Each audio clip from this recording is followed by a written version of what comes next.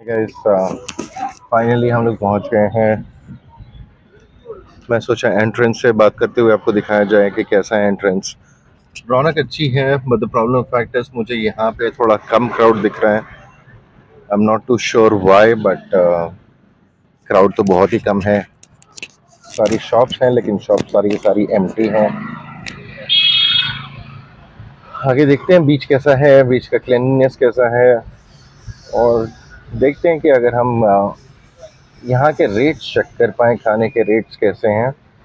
So that will give you a great deal of relief कि आपको ये पता रहेगा ये बजटली पॉकेट बजटली एरिया है या फिर थोड़ा एक्सपेंसिव है। लेकिन अगर आप देखा जाए तो दिसंबर में आपको हर जगह कहीं ना कहीं पे थोड़ा चीज़ें एक्सपेंसिव होंगी as comparative to the regular month.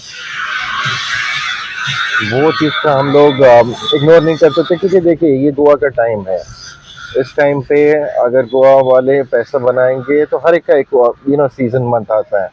तो I think it is okay advisable कि भैया वो कर सकते हैं। लेकिन some places I am not too sure कि वो बहुत ज़्यादा हाई हो जाता है which is unbearable to the pockets. ये मैं कह सकता हूँ कि ऐसा होता है। लेकिन हाल फिलहाल मुझे एक दिन हुआ यहाँ पे आए हुए, मुझे ऐसा कुछ भी नहीं दिख रहा है कि which is really too heavy on our pocket at this point in time. Anything for a matter of fact, if I have to talk about the stay, if I have to talk about the travel or traffic, so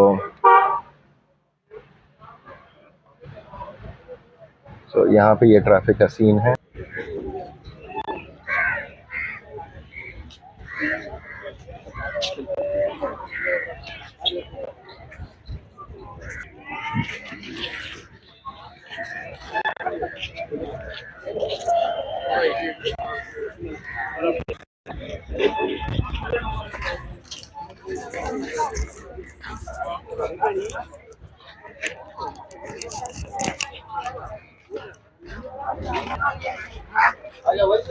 So guide पहुंच गए हम लोग entrance पे, और यहाँ तो okay no problem. थोड़ा सा है इवनिंग में, आप देखो तो यहाँ पे शॉप्स हैं सारी की सारी।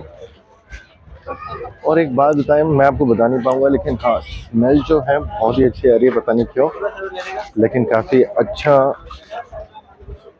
क्लीनलीनेस तो दिख रहा है अभी एंट्रेंस में। आगे देखा जाए कि क्या है।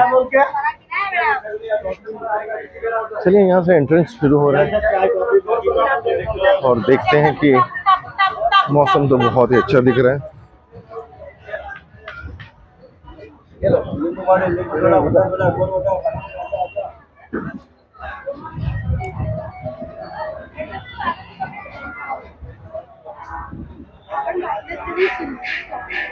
काफी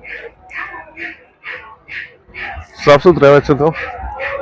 आई एम प्रीटी हैप्पी कि लोगों ने यहाँ पे they have not littered a lot of plastic box.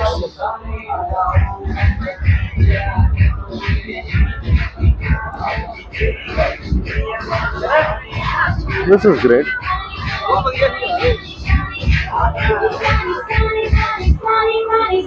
देखा जाए अगर कंपैरिजन किया जाए बागा बीच वर्सेस कैंडलम का, तो मुझे ये बीच ज़्यादा साफ सुथरा दिख रहा है। म्यूजिक अच्छा चल रहा है।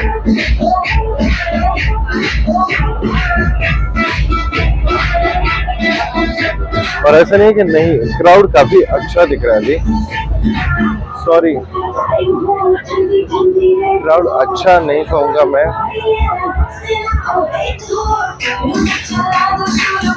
क्राउड काफी ज्यादा है।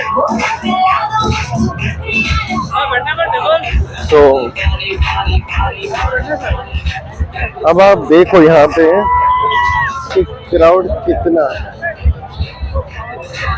मुझे पता नहीं है। मेरा एक ऑनेस्ट ओपिनियन था, ऑनेस्ट ओपिनियन मैं पूछना चाहता था। लोग कह रहे हैं कि गोवा का क्राउड कम हो रहा है, मुझे तो नहीं लग रहा है, देखने से आपको भी नहीं लग रहा होगा। ठीक है, beach looks amazingly great and this is like 6:14 के करीब है टाइम। इससे बेटर आपको क्या मिलेगा? मुझे नहीं लगता कि आपको इससे बेटर कुछ चीज़ देखने को मिल सकती है। तो मेरे ख्याल से मेरे लिए एक क्वेश्चन है सबके लिए, और मेरा क्वेश्चन यही रहेगा कि सारी दुनिया बोलती है कि गोवा का क्राउड कम हो गया है। मुझे नहीं लगता, क्योंकि बहुत सारे क्वेश्चंस बोले गए हैं कि गोवा में क्राउड इसलिए नहीं आ रहा है क्योंकि फ्लाइट चार्जेस बहुत हैं, क्योंकि hotel accommodations are very expensive, क्योंकि यहाँ के लोग हर चीज़ को एक्सपेंसिव बना देते हैं। दिसंबर मंथ में ऐसा मैंने बोला था कि December month would be little expensive, but it is not so heavy that you can't कम।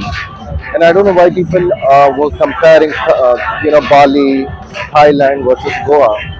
मेरे को तो गोवा बहुत अच्छा लगता है, और Goa has always been a place wherein it is always competitive and pricing is always compared.